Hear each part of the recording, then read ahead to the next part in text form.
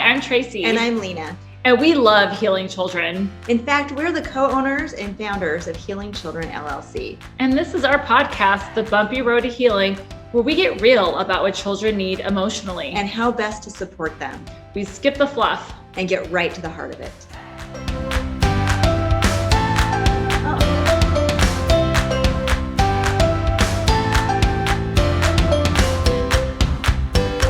Today we wanted to talk about the teacher shortage. And the reason we want to talk about this is because we're seeing all over the news, podcasts, blogs, people writing all about it. And then we look at who's writing it. It is not even people who are in the educational system. Yeah. And so a lot of times they talk about the statistics and they kind of think they know why, but they really don't know why. Well, they're not living it. They're not living it. They're not living it day in and day out. No. And so I think that's why we want to take it on, because we are living it. We're living it. We've watched it. We've been in the educational field for over 25 years each. Mm-hmm. And we're still in it. Yeah. We're watching what's happening. We talk to educators from all over. We work with educators from all over. We're friends with educators. So we talk to them. Right. And so a lot of times what people want to say is because of the pay. Right. So maybe we tackle that first. The pay in education has always sucked. It's terrible. The beginning salary in the district that I work in is $48,000 with a master's degree. And if you look at the average, it's $80,000 with a master's degree in other professions. Yes. So we looked that up before to be like, what do other people make? So the pay is bad. Yeah.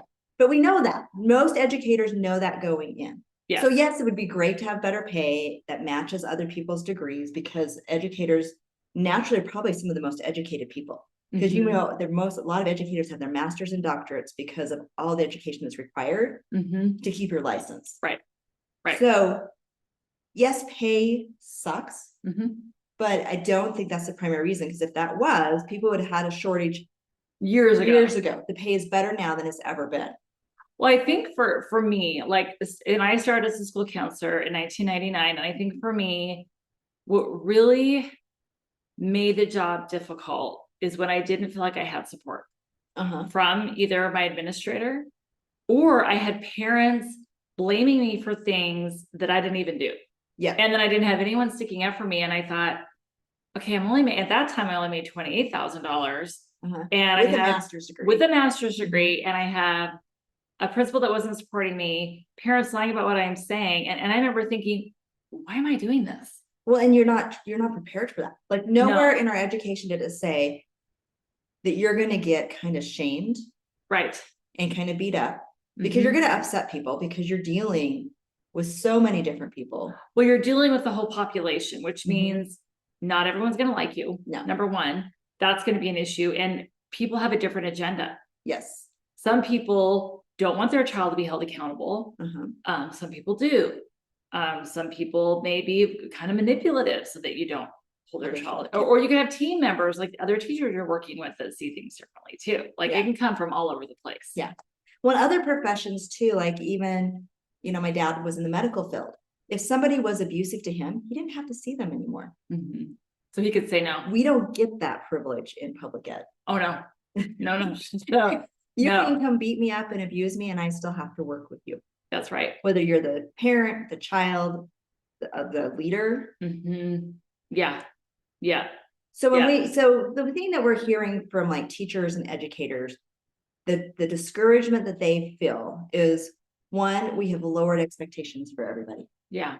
And we've lowered them academically and behaviorally. Yes. So we now have systems in place academically where, we don't even give grades, or you can do it over and over again, which means the teachers have to give the assignment over and over again. And grade it over and over again. Or they have to give the test multiple times because they can take it as many times as they want.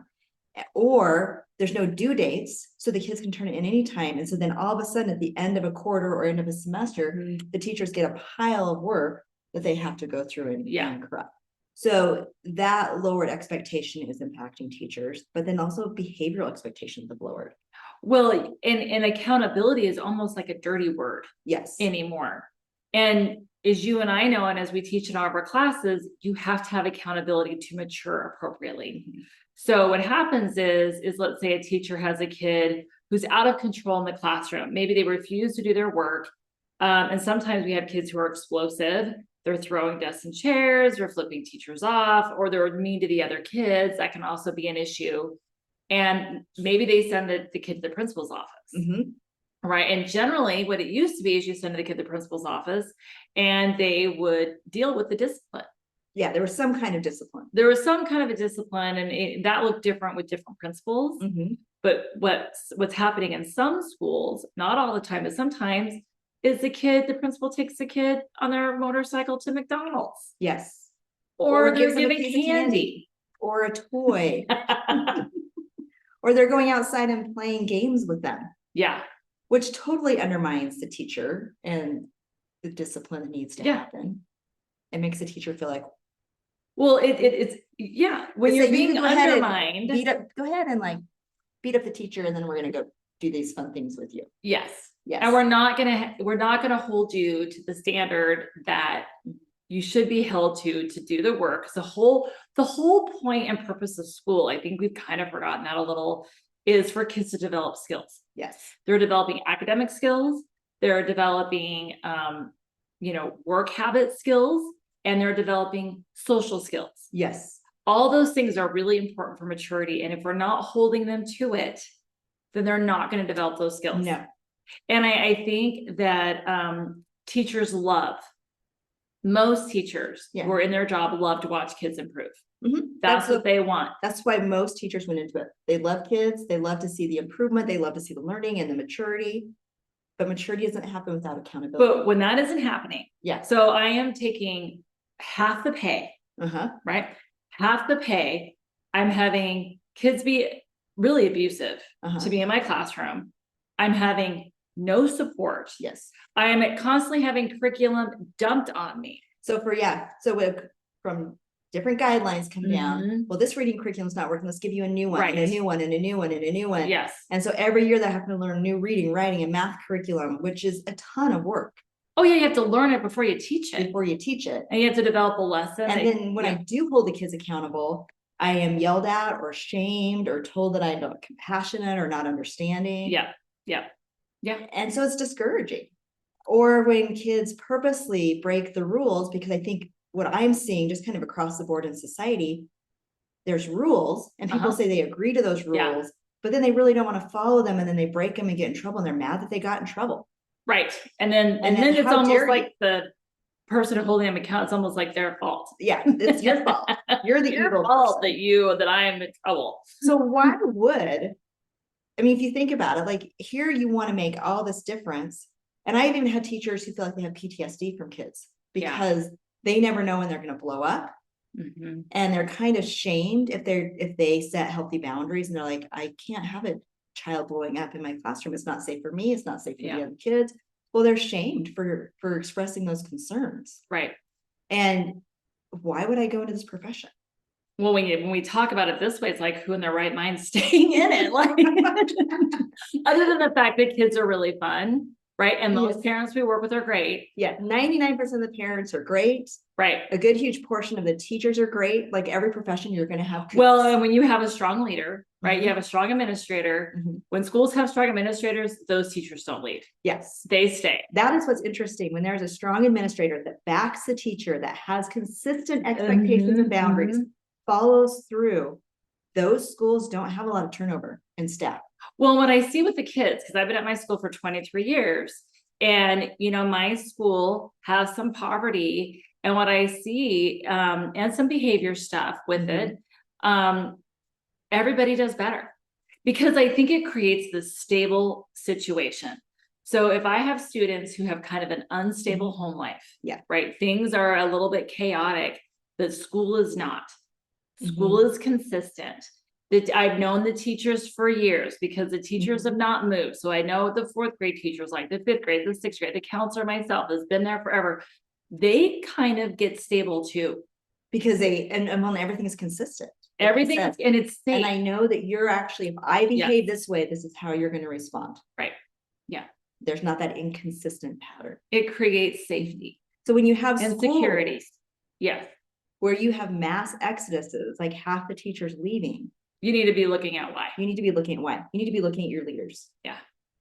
We do. And I think it's also helping society understand what's going on. Yes. Because I think for me, I get really frustrated when I hear people talking about this and shaming educators when they haven't worked in it. They have no idea the pressures. It's like the pressure of getting 25 to 30 kids Or to more. listen to instruction, to learn how to read and write is massive. It's a massive responsibility. We want good people in it. We want people who are passionate, because really people who go into education lots of times know the pay is bad. They know that, but they love kids. They love kids. They love to teach. They love to watch Right. the learning. And we need them in education, but those are going to be the first ones that leave, the good ones. Oh yeah. Because why do it? Yeah.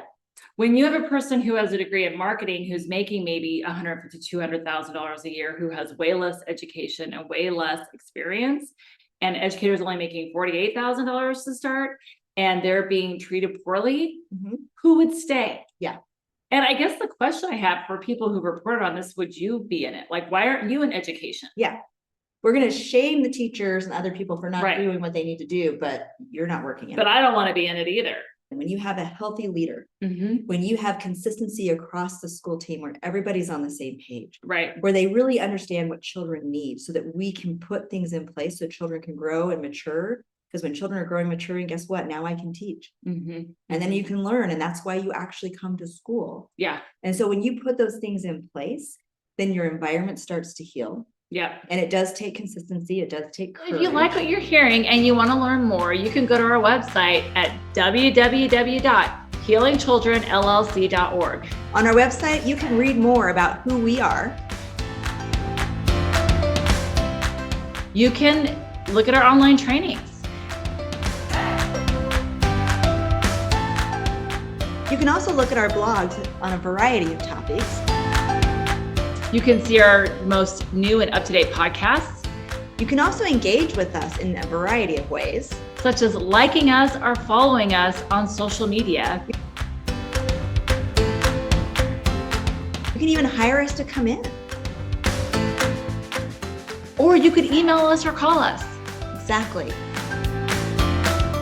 Make sure that you sign up for our email list so that you can get the latest information about what we have to offer, including live trainings in your area. Yes, so let the healing begin. Thank you for joining our podcast, The Bumpy Road to Healing. The Bumpy Road to Healing is sponsored by Healing Children, LLC. We are both educators and mental health professionals, which gives us a unique perspective on working with children both in and out of the school setting who have severe emotional and behavioral concerns. Our mission is for all children to be emotionally healthy, happy, mature, and responsible. As adults establish healthy relationships and appropriate boundaries, we believe that children are more likely to grow and prosper. When adults understand the impact of trauma, entitlement, disruptive attachment, and child development, including conscious development, they can better create healing environments for children. To learn more about us and what we have to offer, go to www.healingchildrenllc.org.